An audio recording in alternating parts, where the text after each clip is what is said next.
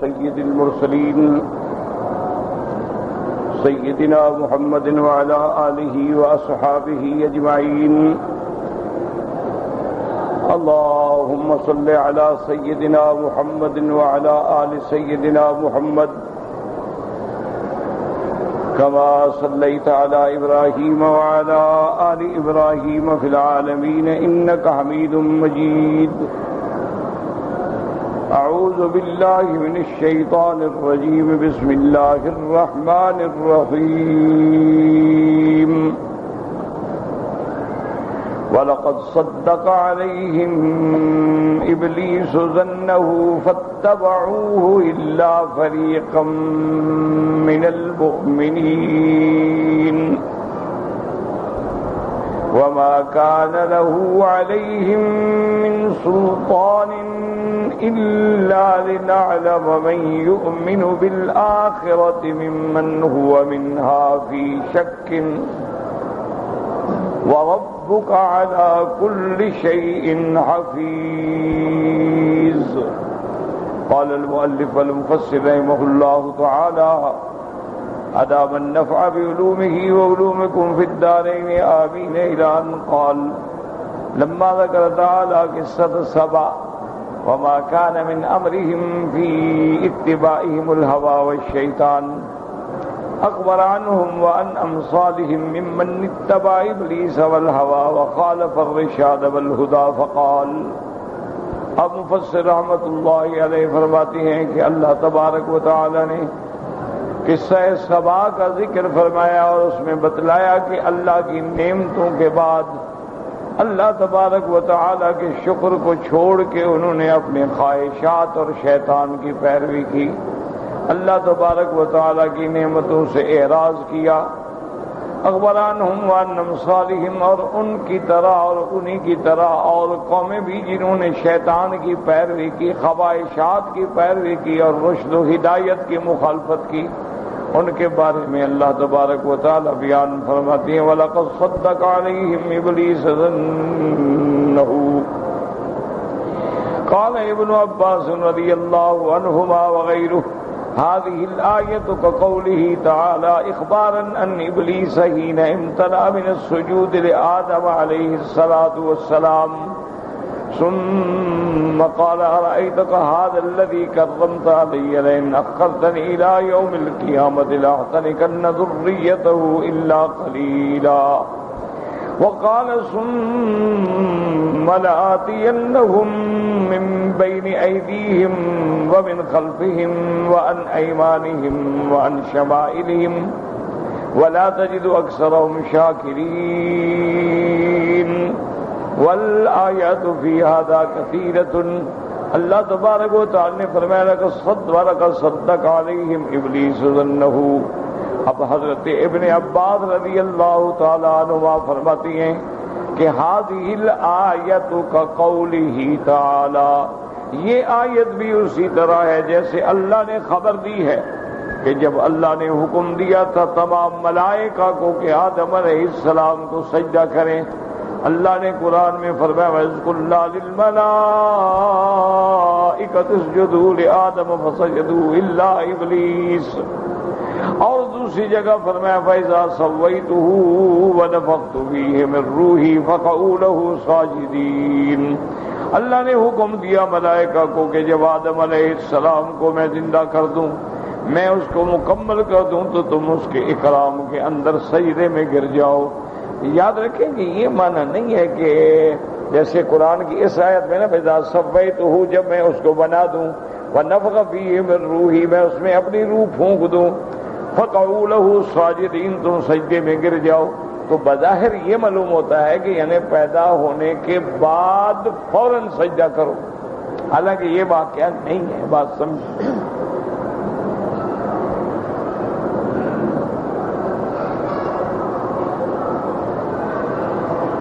اللہ تبارک و تعالی نے آدم علیہ السلام کو پیدا فرمایا. پیدا فرمانے کے بعد پھر اللہ تبارک و تعالی نے آدم علیہ السلام کو تعلیم اسماء سے نوازا. اور فرشتوں کے اعتراض کا مقابلہ یہ کیا کہ اللہ نے وہ ساری چیزیں ان کے سامنے رکھی اور حکم دیا کہ انبئونی باسماء ہؤلاء، کہ ان چیزوں کے نام بتلاؤ۔ قالوا سبحانک لا علم لنا الا ما علمتنا، انہوں نے کہا اللہ ہم تو نہیں جانتے، آپ نے جو ہمیں علم دیا ہم تو وہ جانتے ہیں۔ انک انت العلیم الحکیم، پھر اللہ نے حکم دیا آدم کو تو آدم نے بتلا دیا۔ تو اب یہ سارے اختبار امتحان کے بعد اللہ نے حکم دیا کہ سجدہ کرو، یہ نہیں تھا کہ پیدا ہونے کے بعد جو ہی آدم کے اندر روح پھونکی جائے اور آدم علیہ السلام اٹھے تم فوراً سجدے میں گر جاؤ، یہ معنی نہیں۔ اصل وجہ یہ ہوتی ہے، یاد رکھیں کہ قرآن پاک میں کسی جگہ تو تفصیل ہوتی ہے اور کسی جگہ اجمال ہوتا ہے، کسی جگہ ایک خلاصہ بیان کر دیا جاتا ہے، کہ جیسے قرآن نے قصہ لوط علیہ السلام میں ایک جگہ تفصیل ہے، دوسری جگہ اتنا ہے کہ ملائکہ نے کہا فما وجدنا فیہا غیر بیت من المسلمین الا آدم، تو وہاں تو بس ایک ہی مسلمان کا گھر تھا، ما سوا حضرت لوط علیہ السلام کے اور کے مسلمان تھے ابھی نہیں، تو ہم نے ان سب باقی کو ہلاک کر ڈالا، وہاں اختصار ہے۔ دوسری جگہ تفصیل ہے کہ کیسے فرشتے آئے، لوط علیہ السلام کے گھر میں مہمان ہوئے، پھر کیسے قوم نے مطالبہ کیا، پھر لوط علیہ السلام نے کیا جواب دیا، پھر ملائکہ نے کیا کہا، تو وہاں تفصیل ہے۔ تو اس لیے ہمیشہ یاد رکھیں کہ جب اللہ تبارک و تعالی نے حکم دیا ملائکہ کو سجدہ کریں تو سب نے سجدہ کیا لیکن ابلیس نے سجدہ نہ کیا۔ اس کی وجہ دوسری جگہ قرآن نے بیان کی ہے، اللہ نے فرمایا کہ ما منعک ان تسجد لما امرتک، اور یہ بھی اشکال سمجھ لیں کہ بعض لوگ اشکال کرتے ہیں کہ بھی اللہ نے سجدے کا حکم تو دیا فرشتوں کو، اور ابلیس جو ہے وہ تو جن تھا، وہ تو فرشتہ تھا ہی نہیں، اس کو تو حکم ہی نہیں تھا۔ اللہ نے جو حکم دیا وَإِذْ قُلْنَا لِلْمَلَائِكَةِ اسْجُدُوا لِآدَمَ، فرشتوں کو حکم دیا، اللہ تبارک و تعالی نے جنوں کو تو حکم ہی نہیں دیا، اور ابلیس جو ہے وہ تو جن ہے، کان من الجن ففسق عن امر ربہ، تو لہذا اس پر اللہ کی ناراضگی کیوں آئی؟ تو یہ بات غلط ہے۔ اصل بات یہ ہوتی ہے کہ جب کسی بڑے کو حکم دے دیا جائے تو چھوٹے تو خود بخود تابع ہوتے ہیں، تو جب اللہ نے ملائکہ کو حکم دیا اور یہ بھی اس میں شامل تھا تو اس حکم کے اندر یہ اسی لیے اللہ نے فرمایا ما منعک ان تسجد لما امرتک، جو میں نے تم کو حکم دیا کیوں نے تم نے تعمیل نہیں؟ تو یہ معنی یہ ہے کہ اس کو بھی براہ راست اللہ نے حکم دیا اور یہ بھی اس حکم کے اندر شامل تھا۔ اچھا، اور اگر یہ شامل نہ ہوتا تو کہتا کہ اللہ میاں آپ نے فرشتوں کو حکم دیا تھا، مجھے تو حکم ہی نہیں دیا، اس نے بھی انکار نہیں کیا، تو مانا وہ اس حکم کے اندر شامل تھا۔ اس نے تو صرف یہی کہا کہ یا اللہ میں کیسے اس کو سجدہ کروں، انا خیر منہ، میں اس سے بہتر ہوں، خلقتنی من نار وخلقتہ من طین، مجھے آپ نے آگ سے پیدا کیا ہے اور آگ روشن کرنے والی چیز ہے، آگ حرارت پیدا کرنے والی چیز ہے، آگ تمام دنیا کے نظام کو چلانے والی چیز ہے، حرارت علامت حیات ہے، اور مٹی جو ہے اس کے اندر تو ثقل ہے اور رطوبت ہے، وہ تو علامت موت اور علامت فنا ہے، لہذا میں اس سے زیادہ بہتر ہوں۔ تو اس نے جب یہ باتیں کی تو پھر اللہ کا اس پہ عذاب آیا۔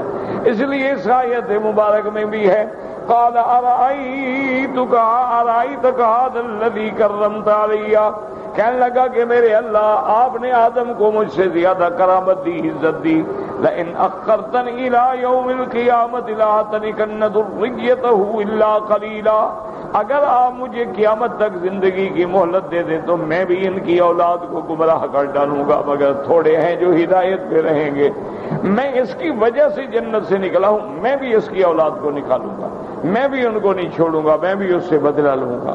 تو اس لیے اللہ نے بتلا دیا تھا کہ ان الشیطان للانسان عدو مبین، کہ شیطان جو ہے وہ تمہارا کھلا دشمن ہے، اس نے کوئی دشمنی چھپائی نہیں ہے، اس نے تو کہا ہے کہ میں بدلہ لوں گا اور میں ان کو گمراہ کروں گا، میں آدم کی اولاد کو بھٹکاؤں گا، اور اس نے کہا ثم لآتینہم من بین ایدیہم ومن خلفہم وعن ایمانہم وعن شمائلہم ولا تجد اکثرہم شاکرین، کہ یا اللہ میں ان کو آگے سے، پیچھے سے، دائیں سے، بائیں سے، ہر حال میں گمراہ کروں گا.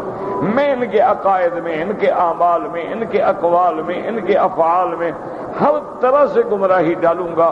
اور پھر آپ دیکھیں گے کہ تیرے ماننے والے تھوڑے ہوں. بعض علماء نے، اولیاء اللہ نے ایک بات کی ہے، اس کا تعلق حدیث سے نہیں، اس کو کہتے ہیں لطیفہ علمیہ. یاد رکھیں، بعض ہوتے ہیں لطائف، اس کو علماء کی اصطلاح میں کہتے ہیں لطائف علمیہ کی علمی لطیفے. جیسے مثلا بسم اللہ الرحمن الرحیم، پہلا حرف کیا ہے؟ با، اور آخری حرف کیا ہے؟ قل اعوذ برب الناس ملک الناس الہ الناس من شر الوسواس الخناس الذی یوسوس فی صدور الناس من الجنۃ والناس. آخری حرف کیا ہے؟ سین ہے. تو اگر بے اور سین کو ملائیں تو کیا نتیجہ نکلے گا؟ بس کہ اللہ کے قرآن کے بعد بس انتہا ہو گئی. اب نہ کوئی کتاب آئے گی اور نہ حضور صلی اللہ علیہ وسلم کے بعد کوئی نبی آئیں گے. تو ان کو کہتے ہیں لطائف علمیہ. یہ علمی لطیفے ہوتے ہیں، ورنہ اس کا یعنی اس کے بارے میں حضور نے نہیں فرمایا کہ اس کا معنی یہ ہوتا ہے کہ بے اور سین کو ملا دیا جائے.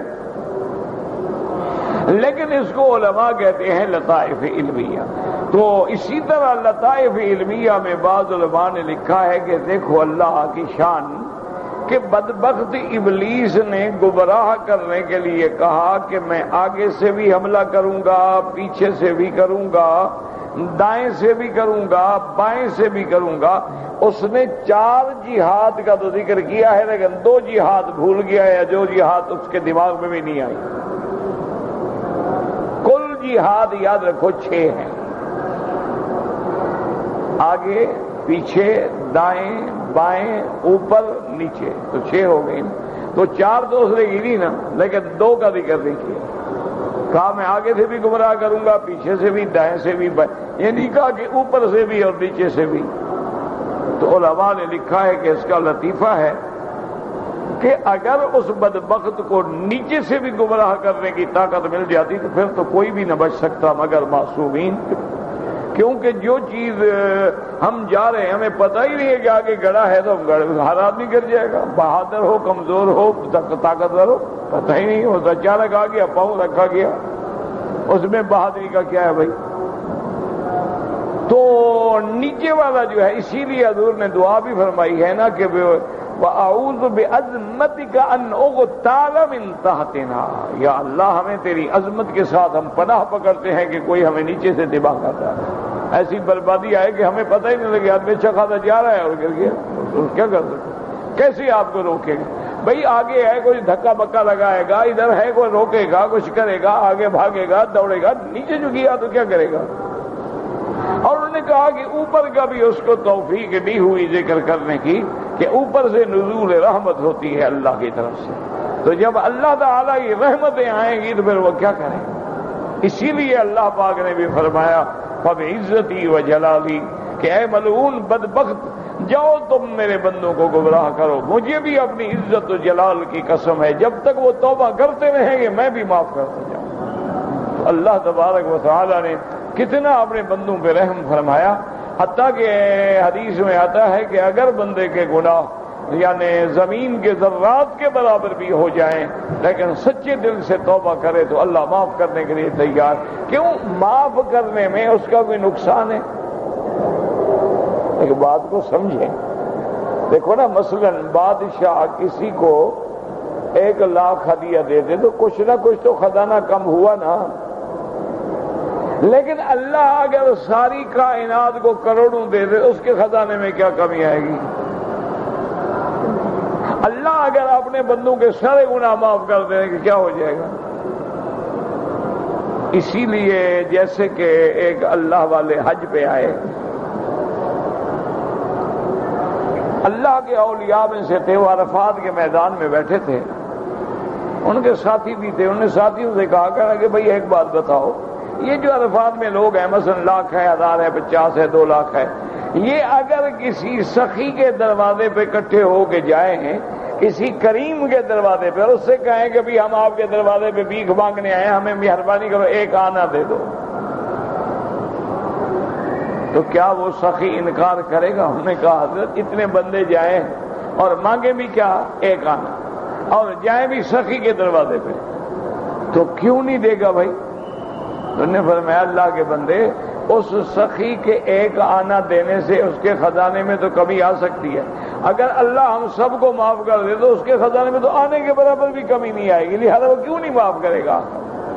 کیوں نہیں اپنے دروازے پہ آنے والا؟ اور پھر وہ تو اکرم الاکرمین ہے، سخی نہیں، سخی کے پیدا کرنے والا ہے، وہ تو اکرم الاکرمین ہے، اور جس کو معاف کر دینا پسند ہے، محبوب ہے، اسی لیے دعا ہے نا، اللہم انک عفو تحب العفو، اللہ آپ معاف کرنے والے اور معاف کرنے کو آپ محبوب رکھتے ہیں، تو مہربانی کر کے ہمیں معاف فرما۔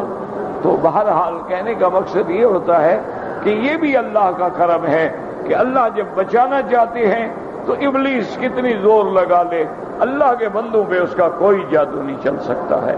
اس لیے اللہ نے بھی فرما دیا ان عبادی لیس لک علیہم سلطان، جو میرے بندے ہوں گے ان پہ تیرا زور، تیرا جادو، تیرا اثر نہیں چلے گا۔ تو آج بھی دیکھ لیں کہ جو اللہ والے ہیں، جن کا دل اللہ کی کتاب سے، قرآن سے، سنت سے، مسجد سے، ذکر سے جڑا ہوا ہے، الحمدللہ وراک رکاوٹیں ڈالے وہ کھڑے ہیں، نماز پڑھ رہے ہیں۔ حالانکہ شیطان کوئی کمی کرتا ہے؟ شیطان گمراہ کرنے کے لیے آج کل دیکھیں ہر طرف گمراہی ہے، ہر طرف عریانی ہے، ہر طرف فحاشی ہے، ہر طرف بے حیائی ہے۔ یعنی آگے پہلے دور میں لوگ فلم دیکھنے کے لیے جاتے تھے، انہوں نے آپ کے گھر میں ٹی وی لگا دیا، فلم گھر میں دیکھ، اب انہوں نے آپ کی جیب میں ڈال دیا۔ اب وہ گھر میں جا کے ٹی وی لگاؤ اور تار لٹکاؤ، اوپر جا کے جناب اس کو ٹھیک کرو، فلاں کچھ نہیں، آپ کی جیب میں اس کو لگاؤ، وہی ٹی وی دیکھتے رہو۔ اس کے باوجود دیکھ لو کہ جن کو اللہ نے اپنا بنایا ہے ان پر ان ساری چیزوں کا کوئی اثر ہے؟ ہوتا ہے، ان کو پتہ ہی نہیں کہ کیا ہو رہا، یعنی ان کو سمجھ ہی نہیں، پتہ ہی نہیں ہے کہ کیا ہے۔ یعنی آپ خود یہاں ابھی بھی لوگ موجود ہوں گے، بوڑھے لوگ پرانے زمانے کے، جنہوں نے میرے والد صاحب رحمت اللہ علیہ کو دیکھا ہے۔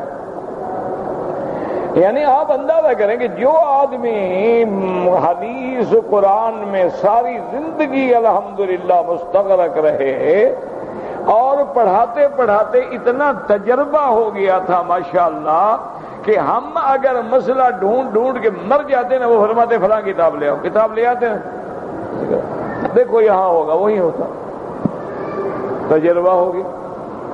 لیکن ان کو آخری وقت تک گھڑی کا ٹائم نہیں بتا سکتے تھے۔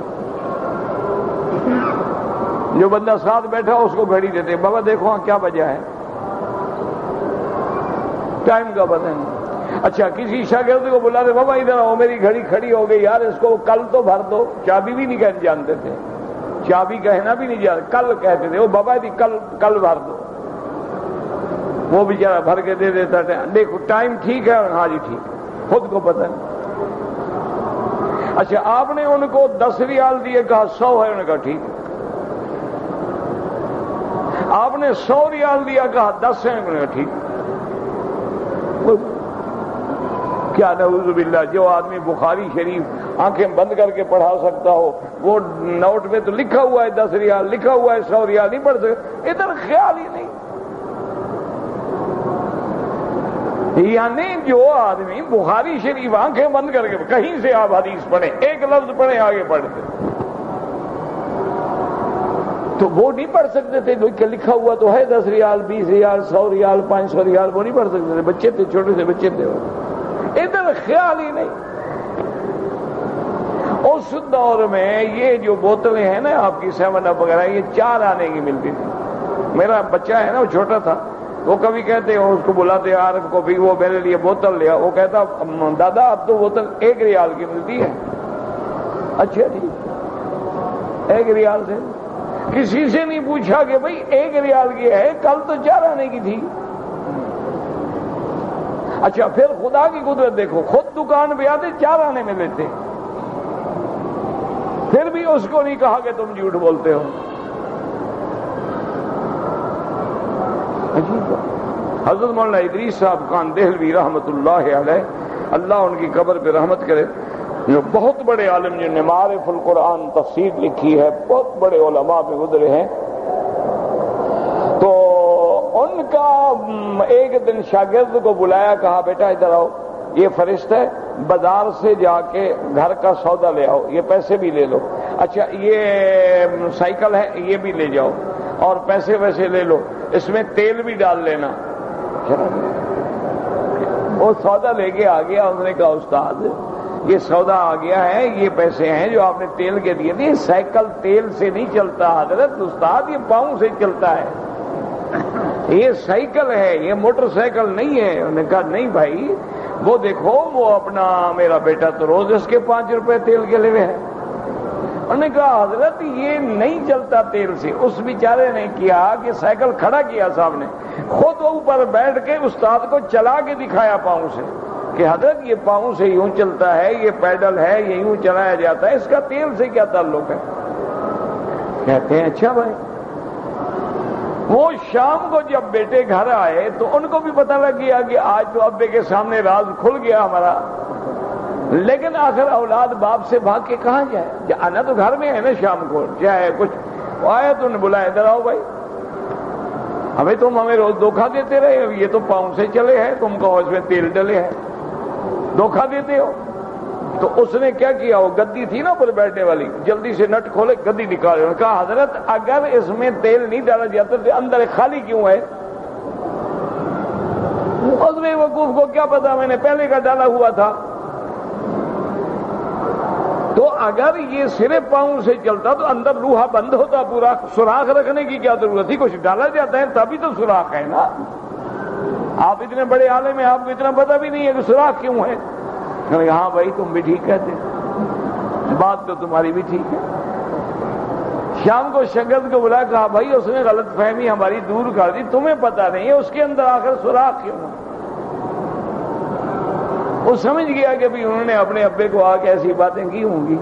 اچھا ان کا وہی بیٹا بھی شیخ الحدیث بنا، یہ نہیں ہے کہ وہ عام آدمی تھا۔ مولانا عبد المالک صاحب شیخ الحدیث تھے اپنے وقت کے، رحمت اللہ علیہ، لیکن یہ اللہ کی شان ہے، ان کو پتہ ہی نہیں لگتا تھا اللہ والوں کا دنیا کی طرف یعنی توجہ نہیں ہوتی۔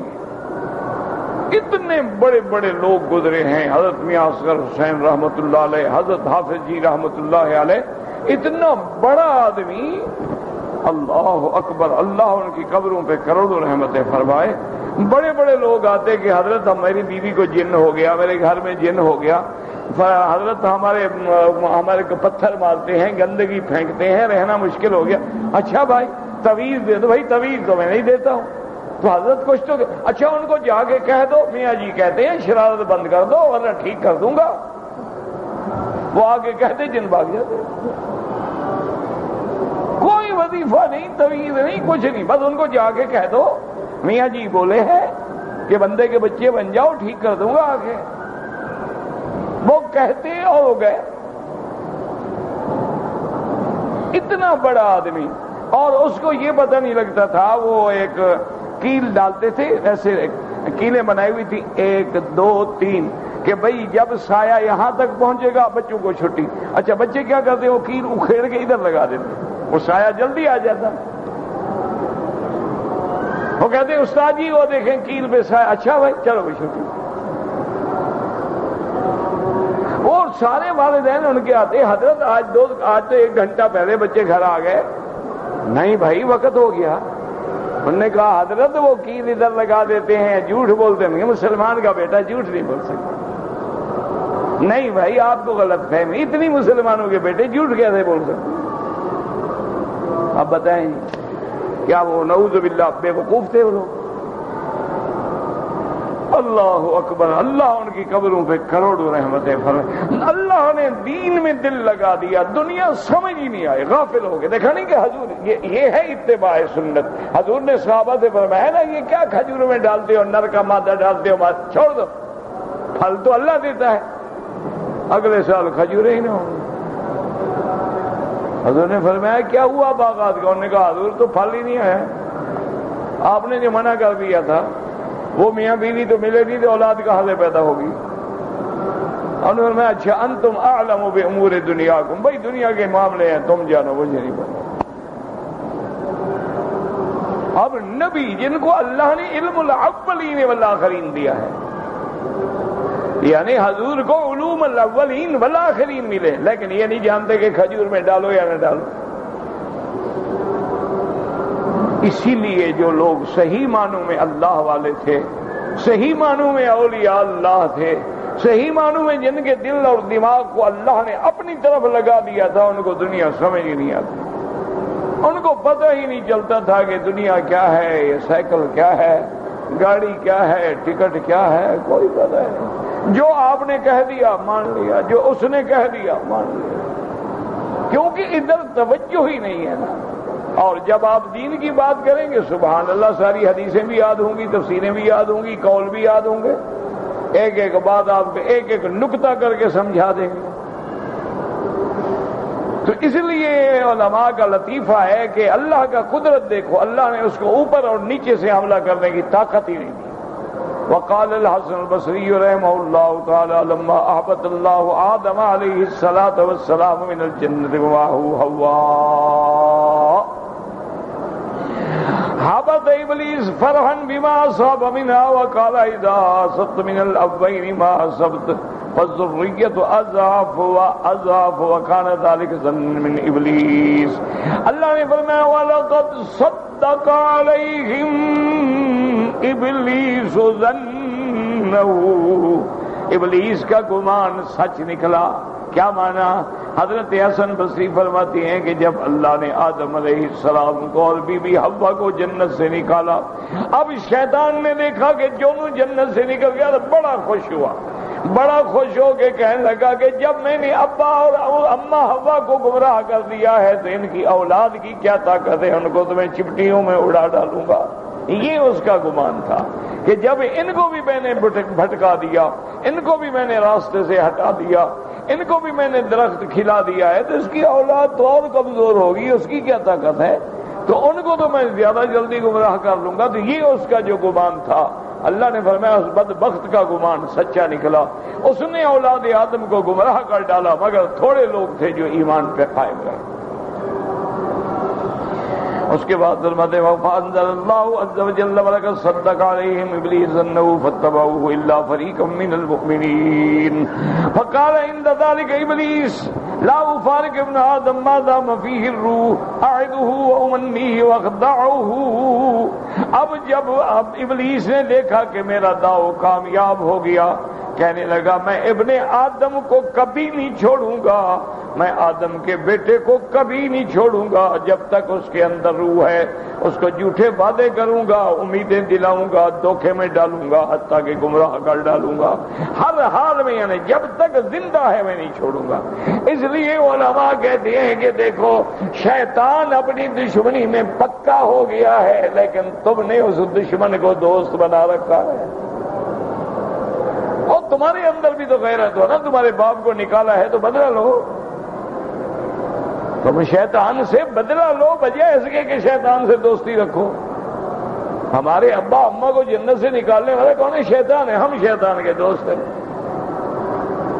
ہر عمل شیطانی ہمیں عزیز ہے اور ہر عمل رحمانی جو ہے ہمیں دور ہے۔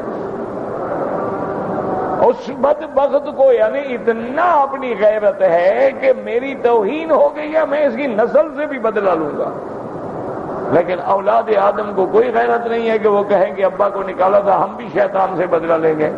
اور شیطان سے بدلہ لینا آسان ہے، کوئی مشکل نہیں، آپ اللہ کا ذکر کریں شیطان مرتا ہے، آپ جو کنکریاں مارتے ہیں کیسے ذلیل ہوتا ہے۔ اس لیے شیطان کو ہلاک کرنے کا طریقہ یہ ہے کہ آپ دین پہ آ جائیں، ایمان پہ آ جائیں، قرآن پہ آ جائیں، اسلام پہ آ جائیں، پھر شیطان ناکام ہو گیا نا۔ اس لیے فرماتے ہیں کہ کہنے لگا میں بالکل نہیں چھوڑوں گا جب تک آدم کے بیٹے میں روح ہے۔ فقال اللہ تعالی وعزتی وجلالی لا احجب عنہ التوبة ما لم يغرق بالموت ولا يدعوني الا اجبته ولا يسألني الا اعطيته ولا يستغفرني الا غفرت له۔ رواه ابن اللہ تبارک و تعالی نے فرمایا ملعون مجھے بھی اپنی عزت و جلال کی قسم ہے میں بھی توبہ کا دروازہ بند نہیں کروں گا جب تک کہ اس کی روح نہ نکل جائے. جب غرغرے میں پہنچے گا پھر توبہ کا دروازہ بند ہوگا. اور اللہ پاک نے فرمایا کہ وَلَا يَدْعُونِي إِلَّا أَجَبْتُهُ جب آدم کی اولاد مجھے پکارے گی میں جواب دوں گا. جب مانگیں گے تو میں عطا کروں گا. جب بخشش مانگیں گے تو میں بھی ان کو معاف کر دوں گا. اللہ نے فرمایا میں بھی اپنے بندوں کو بخشش کرتا رہوں گا. تم جتنی گمراہ کر سکتے ہو گمراہ کر ڈالو. اب دیکھیں اس کے باوجود بھی ہمیں اللہ کی نہ رحمت پہ یقین ہے نہ اللہ تبارک و تعالیٰ کی فضل پہ یقین ہے. وَقَوْلُهُ تَبَارَكَ وَتَعَالَى وَمَا كَانَ لَهُ عَلَيْهِمْ مِنْ سُلْطَانٍ. یاد رکھو سلطان کا معنی بادشاہ بھی ہے, سلطان کا معنی دلیل بھی ہے, سلطان کا معنی غلبہ بھی ہے. بادشاہ غالب ہوتا ہے نا, اس کا آرڈر چلتا ہے. تو سلطان کا لفظ جو ہے اس لیے اللہ تعالیٰ فرمائے نا دوسری جگہ قرآن میں آتا ہے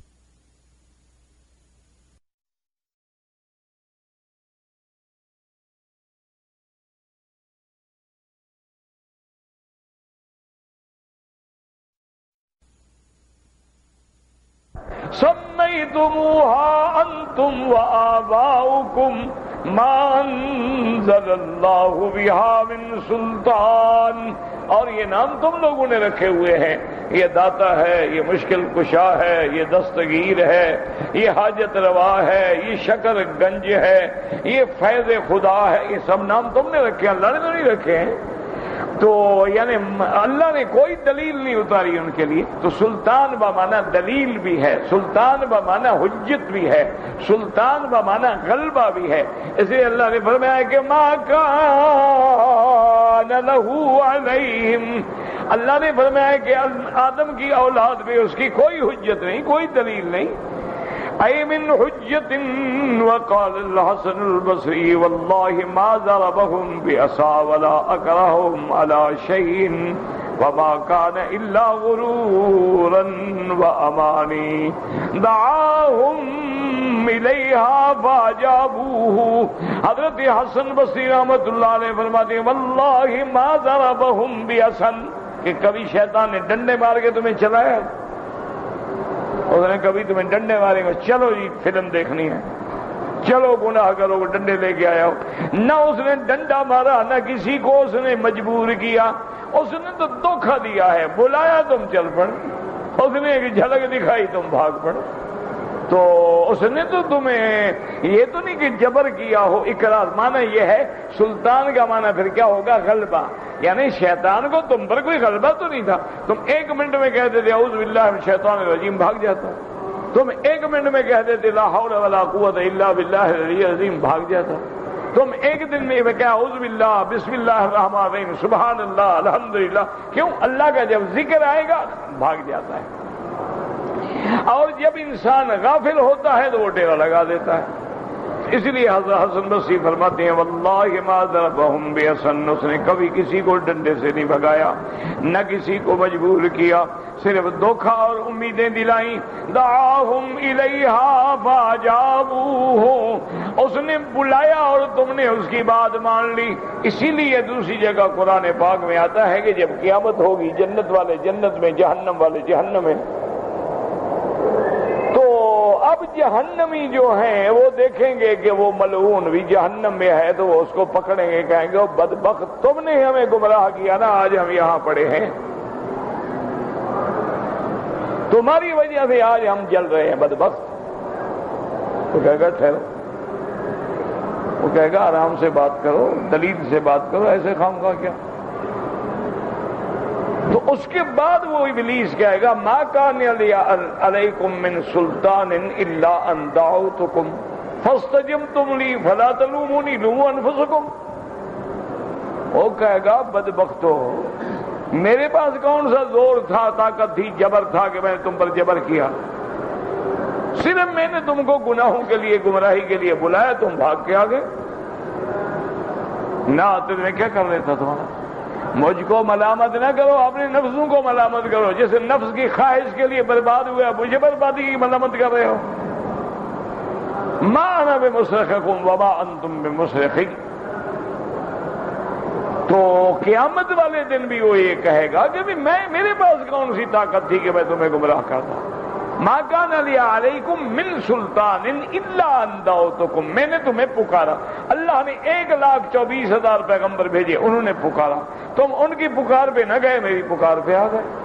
ایک طرف اذان ہو رہی ہے حی علی الصلاۃ حی علی الصلاۃ، ایک طرف دوست چلو یارو بیٹھتے ہیں ذرا گیم شیم کھیلتے ہیں.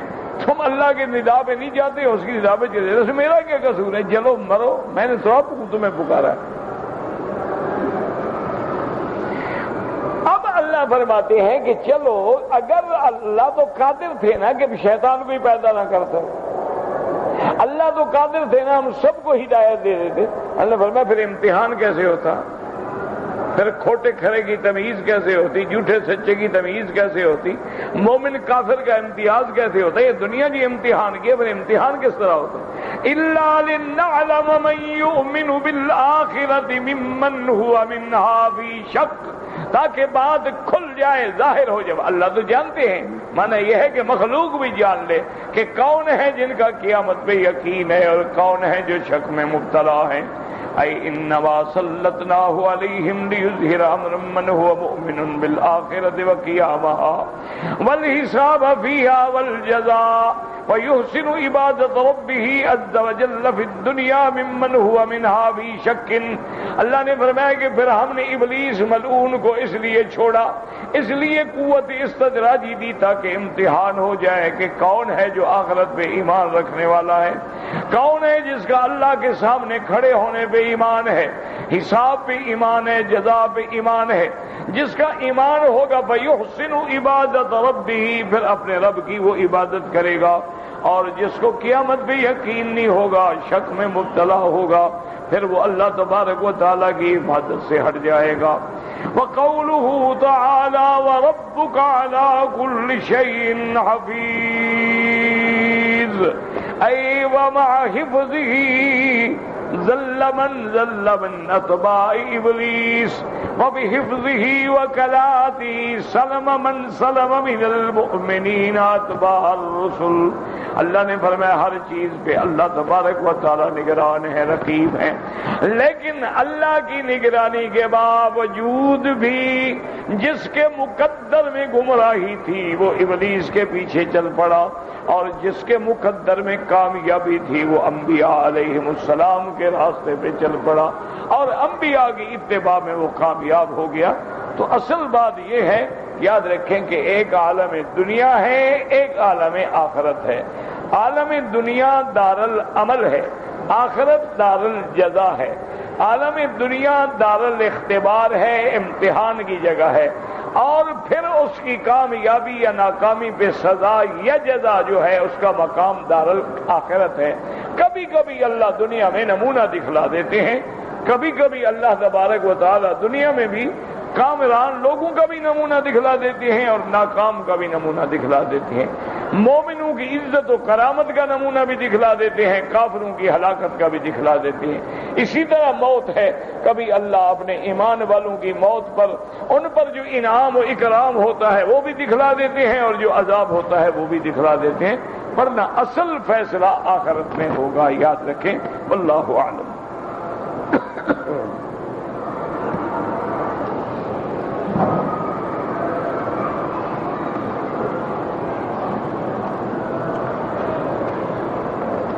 بات یہ ہے، مسئلہ سمجھیں کہ امام ابو حنیفہ رحمت اللہ علیہ کے نزدیک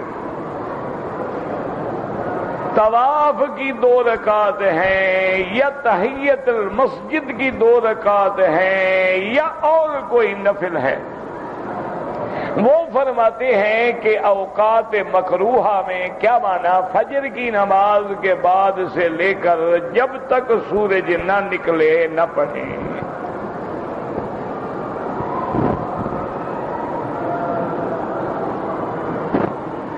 اسی طرح کہتے ہیں کہ عصر کی نماز کے بعد سے مغرب کا سورج جب غروب ہو جائے اس وقت غروب سے پہلے نہ پڑھیں. ان کے بعد یاد رکھیں حدیث ہے، اور وہ حدیث صحیح بھی ہے اور بڑے قوت کے درجے میں ہے کہ لا صلاۃ بعد الفجر حتی تطلع الشمس ولا صلاۃ بعد العصر حتی تغرب الشمس، کہ فجر کے بعد کوئی نماز نہیں جب تک سورج نہ نکلے، اور عصر کے بعد کوئی نماز نہیں جب تک سورج نہ ڈوبے۔ وہ اس حدیث پہ عمل کرتے ہیں۔ دوسرے ائمہ حضرات کے نزدیک یہ ہے کہ جیسے طواف کی 2 رکعت ہیں، وہ کہتے ہیں یہ جب چاہو پڑھ لو۔ وہ کہتے ہیں اس حدیث پہ ہمارا بھی عمل ہے، لیکن حرم کے علاوہ، یعنی اور کسی جگہ ہے تو نہ پڑھیں، لیکن اگر آپ حرم میں ہیں، آپ نے طواف کیا، عصر کے بعد کیا، کہتے ہیں پڑھ لو، فجر کے بعد کیا، کہتے ہیں پڑھ لو۔ اس کی وجہ کیا ہے؟ وہ کہتے ہیں کہ بھئی اس کے بارے میں ان کے پاس 2 حدیثیں ہیں۔ ایک حدیث مبارک میں آتا ہے کہ ایک صحابی نے باقاعدہ مکہ شریف میں کھڑے تھے، انہوں نے اعلان کیا کہ بھئی جو مجھے پہچانتے ہو پہچان لو، جو نہیں جانتے ہو تو جان لو کہ میرا نام ابی ذر ہے۔ حضور پاک نے منع فرمایا ہے کہ فجر کے بعد کوئی نماز نہیں جب تک سورج نہ نکلے، عصر کے بعد کوئی نماز نہیں جب تک سورج نہ ڈوبے، الا بمکہ تا الا بمکہ تا الا بمکہ تا، مگر مکے میں اجازت دی ہے حضور۔ ایک تو وہ اس حدیث سے استدلال پکڑتے ہیں۔ امام ابو حنیفہ فرماتے ہیں اس حدیث میں 4 علتیں ہیں، یہ حدیث معلول ہے، صحیح حدیث کا مقابلہ کیسے کر سکتی ہے؟ اور جو لا صلاۃ والی حدیث ہے وہ تو صحیح حدیث ہے، اس میں تو 4 علتیں ہیں، یہ تو حدیث معلول ہے۔ اچھا، دوسری حدیث ان کی جس سے وہ استدلال فرماتے ہیں وہ یہ ہے کہ حضور پاک کی ایک حدیث مبارک میں آپ نے فرمایا کہ یا بنی عبد مناف، کہ اے بنی عبد مناف لا تمنعوا الناس، لوگوں کو منع نہ کرو، جب چاہے نماز پڑھیں، جب چاہے طواف کریں۔ تو ایک اس حدیث سے بھی وہ استدلال پکڑتے ہیں کہ جو آدمی جب چاہے نماز پڑھے، جب چاہے طواف کرے، کوئی منع نہیں مکے میں۔ لیکن اصحاب احناف اس کا جواب دیتے ہیں کہ خدا کے بندے، یہ تو حضور خطاب فرما رہے ہیں بنی عبد مناف کو، جیسے آپ کسی مسجد کے متولی کو کہیں کہ بھئی اللہ کے بندے مسجد کو بند نہ کیا کرو، لوگوں کو نماز پڑھنے دو جب چاہیں۔ اس کا معنی یہ تو نہیں ہوتا کہ نماز کے اوقات ہی بدل جائیں گے، کہ ظہر والی عصر کو پڑھ لیں، عصر والی فجر کو پڑھ لیں۔ منع ہوتا ہے لوگوں کو منع نہ کرو تاکہ مسجد کھلی رہے۔ تو یہ تو ان کے لیے ہدایت ہے، اپنے لوگوں کے لیے تو ہدایت نہیں ہے۔ انہوں نے کہا ہم سے تو زیادہ حضرت عبداللہ ابن عمر حدیث سمجھنے والے ہیں، اور وہ اقرب الی رسول اللہ ہیں۔ انہوں نے طواف کیا اور 2 رکعت مدینے جا رہے تھے، تنعیم کے بعد حد حرم سے باہر جا کے پڑھی، لیکن عصر کے بعد نہیں پڑھی۔ اس لیے بہرحال یہ دونوں طرف دلائل ہیں۔ اللہ تمام ائمہ کرام پہ رحمت کرے۔ آپ دل میں کسی کے لیے بغض نہ رکھا کریں، اور آسان حل یاد رکھو یہ ہے کہ اگر مثلا تم عصر کے بعد آئے حرم میں، لیکن تمہارا انشاءاللہ ارادہ ہے کہ میں مغرب کی نماز پڑھ کے جاؤں گا، تو آپ کرتے رہو، 2 رکعت مغرب کے بعد پڑھ لو تاکہ کسی حدیث کی مخالفت نہ ہو۔ فجر کی نماز پہ آئے، تم نے طواف کیے، تمہارا خیال ہے کہ انشاءاللہ میں اشراق پڑھ کے نکلوں گا، تو بیٹھ جاؤ آرام سے، اشراق کے بعد اشراق بھی پڑھو، واجب الطواف بھی پڑھو، تو اور کسی حدیث کی مخالفت بھی نہ ہو۔ ہاں، اگر تم نے مثلا حج کا زمانہ ہے، قافلے جانے والے ہیں، گاڑیاں لگی ہوئی ہیں، سارے ساتھی چلے گئے ہیں، تم نے عصر کے بعد طواف کیا ہے، اب نہ کھڑے رہو، پڑھ لو اور چلے جاؤ، تاکہ گنجائش تو نکل رہی ہے نا دوسرے مقام پہ، تاکہ کسی کو تکلیف نہ ہو۔ بھی آپ کہیں نہیں جی میں نے طواف الوداع کیا، میں تو مغرب کے بعد پڑھوں گا، قافلے والے کھڑے ہیں، گاڑی کھڑی ہوئی، آپ کہتے نہیں، اور عصر ہوئی ہے 4 بجے، مغرب ہوگی مثال کے طور پہ 7 بجے، 3 گھنٹے تمہارے لیے گاڑی کون کھڑی کرے گا؟ تو اگر مجبوری ہے پڑھ لو، اگر بیٹھے ہو بعد میں پڑھ لو، تاکہ کوئی اختلاف بھی نہ رہے اور کوئی دلوں کے اندر میل اور بغض بھی نہ ہو، کیونکہ تمام ائمہ کرام جو ہیں الحمدللہ اصل میں وہ تابع ہیں قرآن و سنت کے۔ اختلاف کیوں ہوتا ہے؟ فہم میں اختلاف ہو جاتا ہے، یا بعض علماء یا بعض ائمہ کو ایک حدیث پہنچتی ہے دوسری نہیں پہنچی۔ دیکھو نا آج کل تو گلوبل ولیج ہے نا، کہ اگر آج کا دور ہو تو امام ٹیلی فون کر کے دوسرے سے پوچھ لیتے، وہ دور تو جناب یہ تھا کہ حضرت جابر ابن عبداللہ نے ایک حدیث کے لیے 1 مہینے کا سفر کیا اور ایک حدیث پڑھی. وہ تو مشکل دور تھا.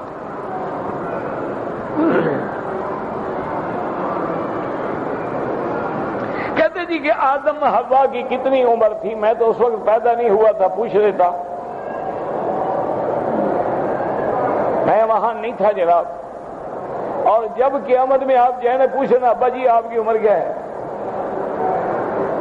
نہ. اگر آدم حوا کی عمر تمہیں پتہ لگ جائے کیا کرو گے؟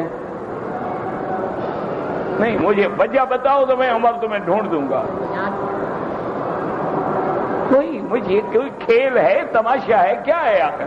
بھئی اللہ نے قرآن میں سارا قصہ آدم کا بیان کیا، ولادت بیان کی، روح پھونکنا بیان کیا، آدم کا سجدہ بیان کیا، امتحان بیان کیا، جنت میں جانا بیان کیا، اتارنا بیان کیا. اللہ نے عمر نہیں بتائی تو ہمیں کیا ضرورت ہے عمر ڈھونڈتے پھریں؟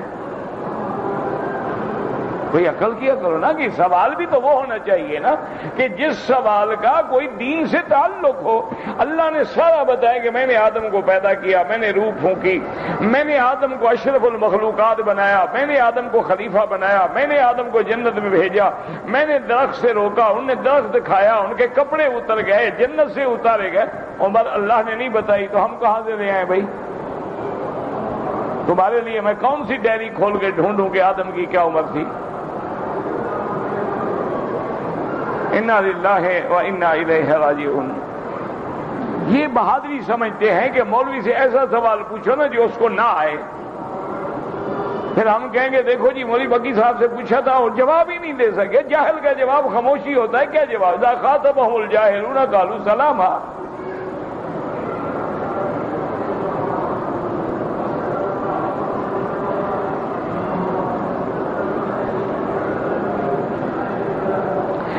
جی کہ ہم نے ایک ہندو سے کہا کہ تم پتھروں کے بت کو سجدہ کرتے ہو تو انہوں نے کہا کہ جی تم بھی کعبہ کو سجدہ کرتے ہو. ہم تو کعبہ کو سجدہ نہیں کرتے. وہاں جب آپ بمبئی میں دہلی میں ہوتے ہیں کعبہ آگے ہوتا ہے؟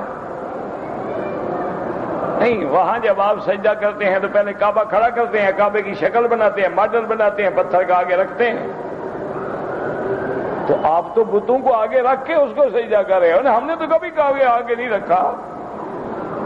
تو ہم کعبے کو کہاں سجدہ، پتھر کو کہاں سجدہ کرتے ہیں؟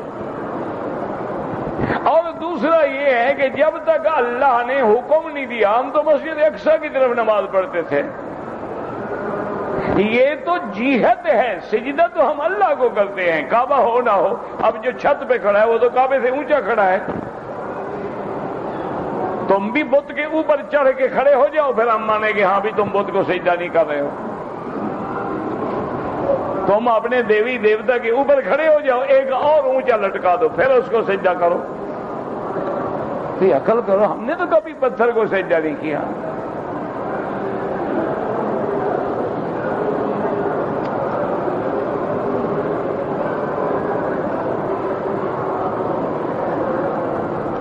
حضور صلی اللہ علیہ وسلم نے کتنی بار سر سے کپڑا اتار کے نماز پڑھی؟ کبھی بھی نہیں. حضور نے تو کبھی سر سے کپڑا نہیں اتارا. کپڑا نہ ہو تو پڑھ سکتے ہو نماز. یہ نیا مسئلہ لوگوں نے ڈھونڈا ہے کہ ہو تو پھینک دو. کہتے ہیں سنت زندہ کر رہے ہیں. ماشاءاللہ. تو پگڑی باندھنے والی سنت نہیں ہے، اس کو تو زندہ کرو نا. حضور نے ہمیشہ پگڑی باندھی ہے. اور ایک مسئلہ سمجھ لو، میرے بھائیوں کی سمجھ میں نہیں آتا. من احیا سنتی، حضور نے فرمایا جو میری سنت ختم ہو جائے اس کو دوبارہ زندہ کرے تو اللہ اس کو شہید کا اجر دیں گے. معنی یہ ہے کہ سنت مٹ جائے. اگر ایک سنت کے بجائے دوسری سنت پہ عمل ہو رہا ہے تو سنت تو نہیں مٹی نا. خدا کے بندے تم کیا زندہ کر رہے ہو؟ جب سنت پہ عمل مٹ جائے اب تم سنت پہ عمل کرو پھر اللہ تمہیں. تو الحمدللہ سر پہ کپڑا ڈالنے کی صرف سنت نہیں، قرآن کا بھی حکم ہے کہ یا بنی آدم خذوا زینتکم عند کل مسجد. قرآن کا بھی حکم، میرے مدنی پاک کا بھی عمل ہے. ہاں ایک ہے کہ آدمی کے پاس کپڑا نہیں ہے تو قمیض بھی نہ ہو نماز پڑھ لو. ایک ہے کہ نہیں آمدن، یا تو ہم نے انگریزی فیشن کی اتباع کرنی ہے کہ سر پہ کپڑا رکھنا ہی نہیں، یا ہم نے اپنے عقل سے سنت سمجھی ہو تو اتار کے پھینک دیں گے، کھڑے ہو جائیں گے۔ یہ کون سی سنت ہے بھائی؟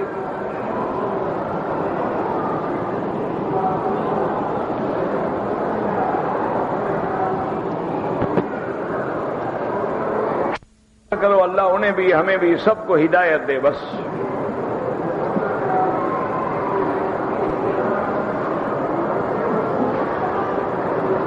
ایک آدمی کو 10,000 ریال دیے تھے، اس نے کہا کہ سامان میں نے خریدا ہے لیکن سامان چوری ہو گیا ہے، بہرحال اس کے ذمے ہیں، اس کو دینے ہیں، اب تمہاری مرضی ہے، اگر حقیقت میں وہ سچا ہے تو مل جل کر بوجھ اٹھاؤ، کچھ معاف کر دو، کچھ وہ دے، کچھ ادا کرنے کی کوشش کرے، ورنہ شرعاً اس کے ذمے ہے، کوئی امانت تو نہیں تھی نا، یہ تو کاروبار کے لیے دیے تھے آپ نے۔ امانت چوری ہو جائے تو دینے کی ذمہ داری نہیں ہوتی، یہ امانت تھوڑی ہے، یہ تو کاروبار کا پیسہ ہے۔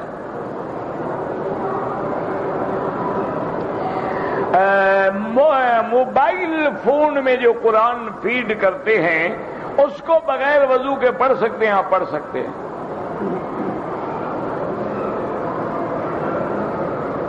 طواف کی 2 رکعات جو ہیں امام ابو حنیفہ رحمۃ اللہ علیہ کے نزدیک واجب ہیں اور باقی ائمہ کے نزدیک سنت ہیں۔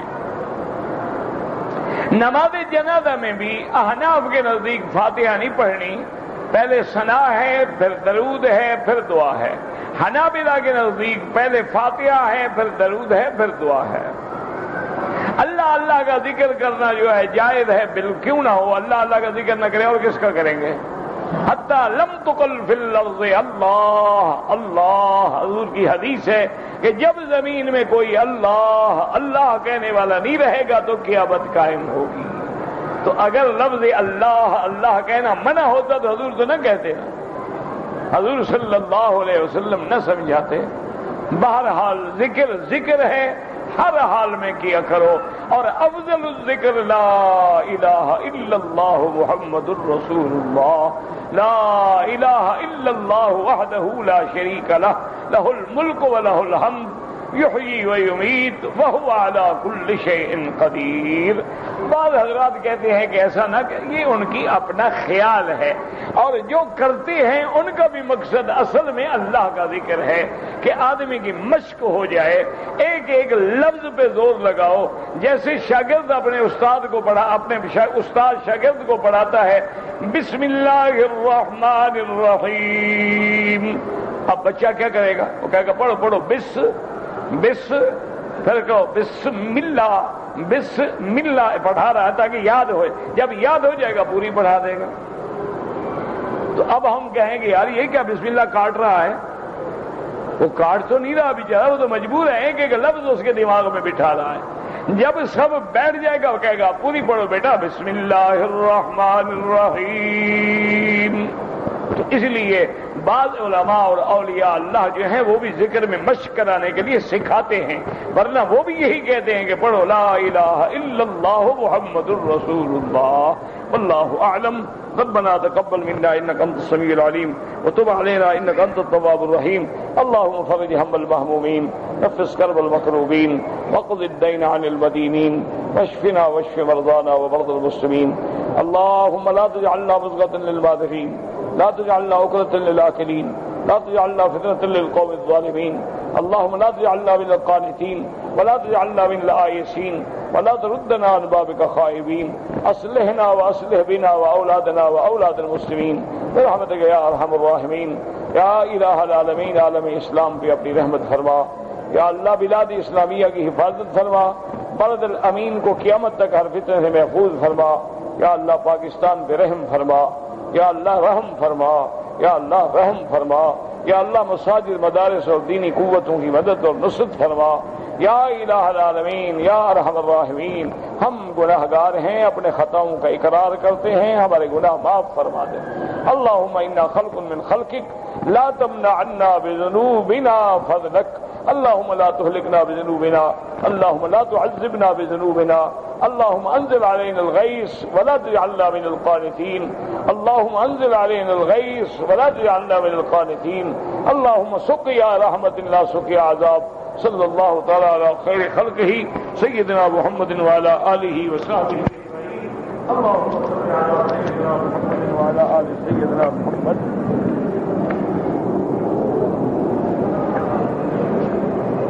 یا قوی